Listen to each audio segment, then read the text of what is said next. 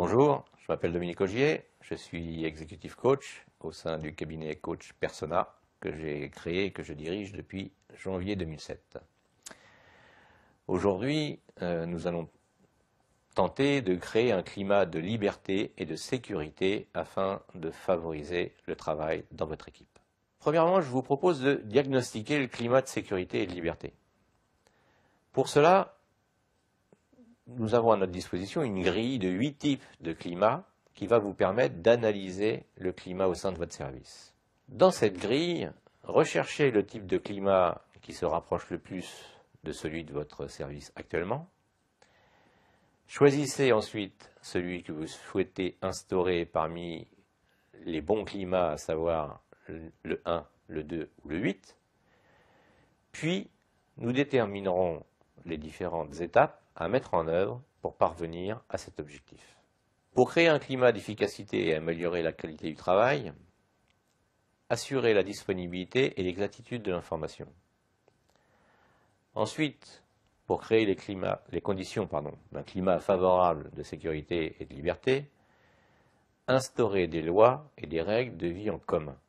Définissez des règles de vie en commun qui ont force de loi. Elles indiquent les objectifs à atteindre, les critères d'évaluation et les comportements prescrits pour assurer l'efficacité du travail.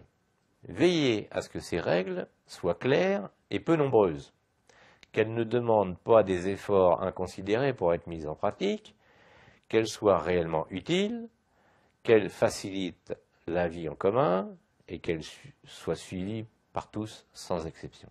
Bien entendu, n'imposez rien. Discutez-en avec vos collaborateurs avant de faire appliquer les règles. Donnez-leur également l'occasion de les remettre en cause et de proposer des améliorations. Instituez un système d'entraide et de solidarité. Organisez l'aide systématiquement. Chacun doit savoir à qui demander de l'aide en cas de besoin et recevoir une réponse concrète.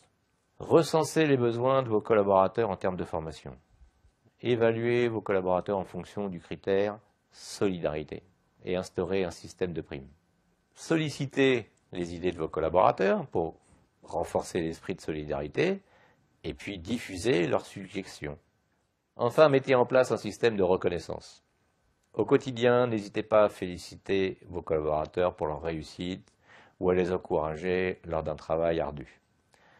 Sachez vous manifester au moment opportun. Prenez vos collaborateurs en flagrant délit de bon travail. Ils seront heureux de l'intérêt que vous leur manifestez.